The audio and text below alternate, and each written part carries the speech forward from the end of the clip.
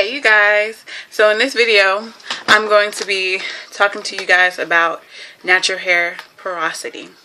And first, to start off, I just want to let you guys see like my lippy. I know it looks like really dark, but it's not that dark. It kind of looks blackish, like dark purplish, but it's not really. This is the lipstick that I used, and it's Black Orchid by NK. So looks like that.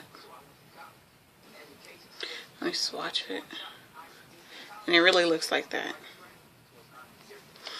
Okay, and to line my lips, because my bottom lip is really pink and my top lip is like dark, I used the NK Auto Lip Liner, and this color is Plum.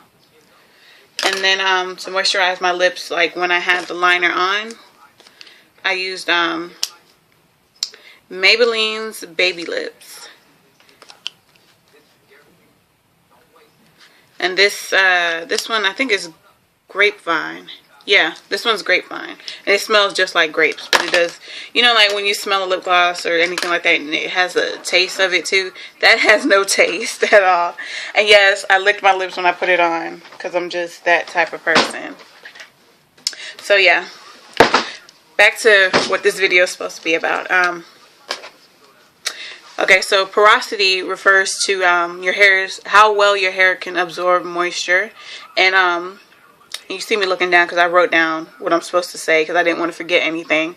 Yeah, how well your hair is able to absorb and hold moisture. It is affected by the flexible outer layer of hair called the cuticle, which determines how easily moisture and oil passes in and out of your hair. For most, porosity is genetic, but it can also be affected by external factors such as exposure, heat treatments, and chemical processing. Keeping your hair's porosity can help you choose the right products to keep your hair well moisturized, supple, strong, and shiny. Okay, so what happens with, okay, so there's three types of porosity. You have low porosity, medium porosity, and high porosity. Low porosity is what a lot of naturals struggle with. Low porosity hair, that's when your cuticles are barely open at all. And so it's really hard for you to get moisture into your hair and keep moisture in your hair. And with low porosity hair comes sensitivity to protein treatments.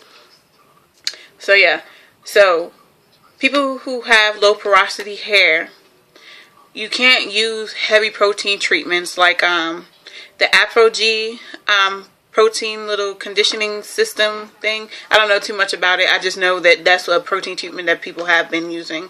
And like any like mayo and egg protein treatments, or like heavy, really heavy protein treatments like that, you can't use it.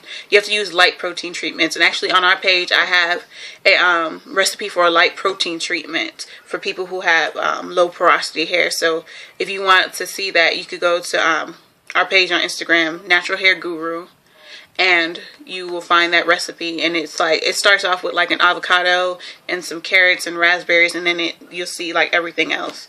So yeah, and so yeah, so with low porosity hair you have to use light protein treatments, and then on top of that, to help product absorb into your hair and not to have it like actually sit on top of your hair and create a film or anything, or just sit on top of your hair and don't do anything at all for your hair, you have to steam your hair with the products in there. So that means you're going underneath the steamer or putting on a shower cap and going underneath a dryer or anything like that, or even doing the greenhouse effect overnight so the product will absorb into your hair. The only thing like with the greenhouse effect, you have to wait till when you get up, you have to wait till your hair is 80% dry, so you may want to diffuse it or use a blow dryer or something like that. But a blow dryer, like when you go to use it on a low heat setting, or even use the cool button to help close the cuticles after being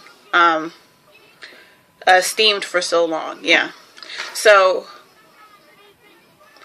so you guys would have to steam your hair to ensure that the product and oils penetrate your hair properly. It's a very difficult task to do, but it's just something that you have to do to ensure the the wellness and the health of your hair. Because without doing something like that, your hair will begin to break off, and then all your efforts to keep to help retain length and all that will go to waste. And then you'll be wasting product and oil and all that, and you don't want that. And then medium porosity hair. I have medium porosity hair, so my hair cuticles are not too closed and they're not all the way open. So they're just at a medium openness. And so people with medium porosity hair, they don't really have any troubles like absorbing moisture and keeping moisture in their hair, and being able to properly seal their hair. High porosity hair, that's when your hair cuticles are all the way open, and so you absorb moisture and you can hold it, but only for a limited time. Your hair is just it'll be prone to getting drier fast sometimes, or it'll stay moisturized for a long time depending on like your actual hair type. It's tricky with high porosity hair. So it's like your hair can absorb as much water as it wants, and it most likely will keep it, but sometimes it won't because all the hair cuticles are open. So you will have to seal properly with a heavy sealant oil like castor oil or sweet almond oil or jojoba oil, any oil like that that's not a conditioning oil.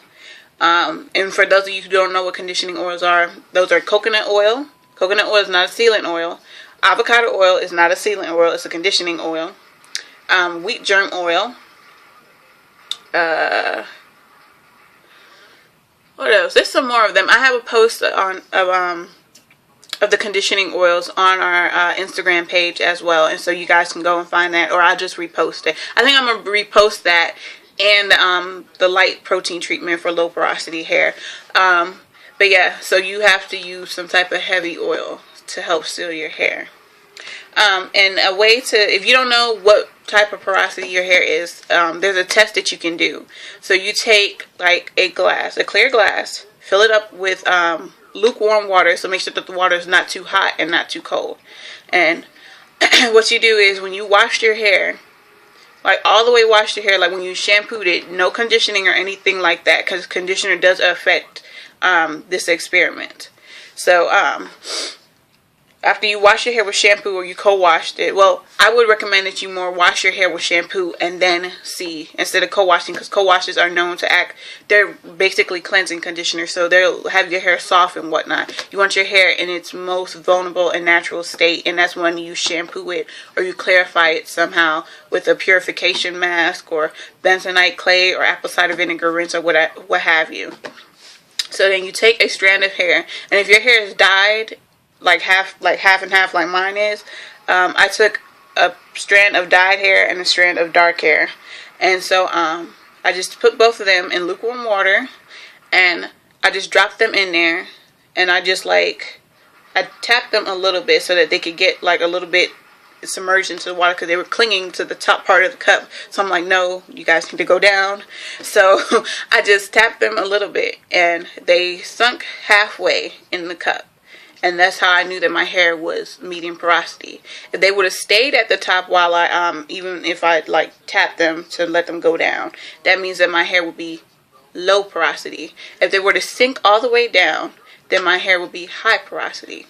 So that experiment, I would, dang it, I would recommend, there it is, I would recommend you guys try that experiment to find out the porosity of your hair, and to help you not only find products that benefit your hair type, but also benefit the porosity of your hair. So yeah, I hope this video was helpful. If you have any questions or anything like that, you can email us at thenaturalhairgurus@yahoo.com or comment below this video. Like, rate, and subscribe, and follow us on Instagram at, did I already said it? I think I said it already. If not, I'm just going to say it again. I don't know. At Natural Hair Guru. So yeah, bye you guys.